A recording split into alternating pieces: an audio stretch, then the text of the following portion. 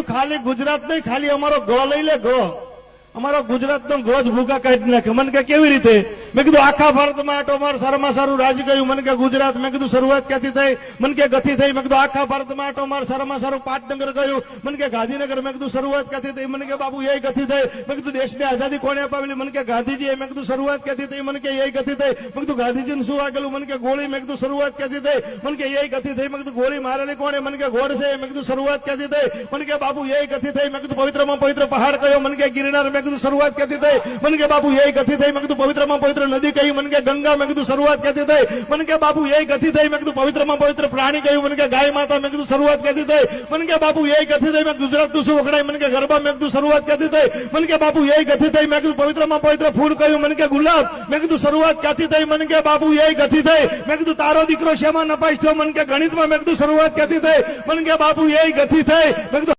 અરે હું તો અહીંયા સુધીની વાત કરું, સેવા ન કરો ને તો કઈ નહીં, પણ તમારા હાટું થઈને તમારા મા બાપ ને કોક ની પાસે હાથ જોડવા જવું પડે એવો ધંધો ન કરતા મારા રામ.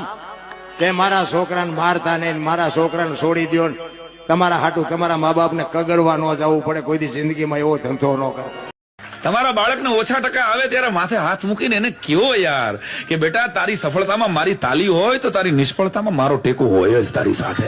અને ભગવાન પાસે એટલું માગજો, આ ખોડલ પાસે એટલું માગજો કે અડધો રોટલો હશે ને તો થોડો થોડો ખાઈને હોઈ જાઓ. પણ હે ભગવતી, અમને સંપત્તિ દેતો એવી દેજે કે એનાથી અમારા સમાજને લાભ થાય, અમારા પરિવારને લાભ થાય, અને એમાં તારા કામમાં રૂપિયો વપરાય એવી સંપત્તિ તો અમને આપજે. બીજું કાંઈ અમારે જોતું નથી. તમારી પાસે કાલ 25-50 હજાર રૂપિયા ભેગા થાય ને અને તમારે મોક્ષ જોઈતો હોય ને તો કોઈ મંદિર, મસ્જિદ, સ્કૂલ, કોલેજ, સમાજમાં, ગૌશાળામાં ક્યાંય આપતાની 6 પાપ લાગતું. પણ એ 25,000 રૂપિયા લઈ અને આપણા કુટુંબ પરિવારની કોઈ બહેન દીકરી કુવાસી દુખી હોય એના ઘેર 12 મહિનાનું સીધું સામાન અપાઈ દેજો, જીવતા મોક્ષ મળી જશે. જીવતા મોક્ષ મળી જશે. તમે દુનિયામાં પ્રગતિ કરતા હોય એટલે વિરોધ વાળા બહુ હોય, એ નક્કી રાખવાનું. તમારું માર્કેટમાં હાલી જાય એટલે વિરોધ તો થાય, પણ હમ તો અપની રાહો में चलते रहेंगे, हमें देखने वाले यूं ही चलते रहेंगे यार. બળતરા કરવા વાળાને કરવા દેવા ને, આપણે મોજમાં રહેવાનું.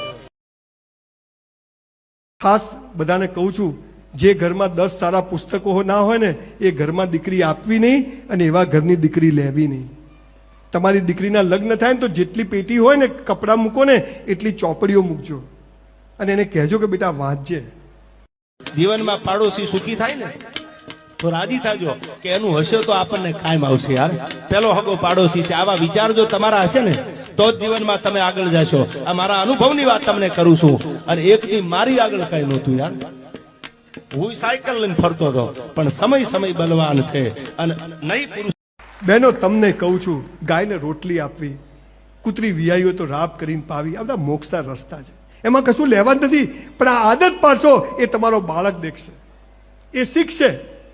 મોટી ઉંમરે કથાઓ સાંભળવા ના જતા, બાળકો 10, 12, 15 વર્ષના હોય ત્યારે પકડીને કથાઓમાં લઈ જજો, સત્સંગમાં લઈ જજો, જ્યાંથી ખરેખર જ્ઞાન મળતું હોય. બાકી હવે ફેશન ચાલે છે આખી, પણ જ્યાંથી ખરેખર પાંડુરંગ શાસ્ત્રી કેવું કામ કર્યું તમે જુઓ. એક માણસ માછીવાર વિસ્તારોમાં કેવું કામ કરીને ગયો.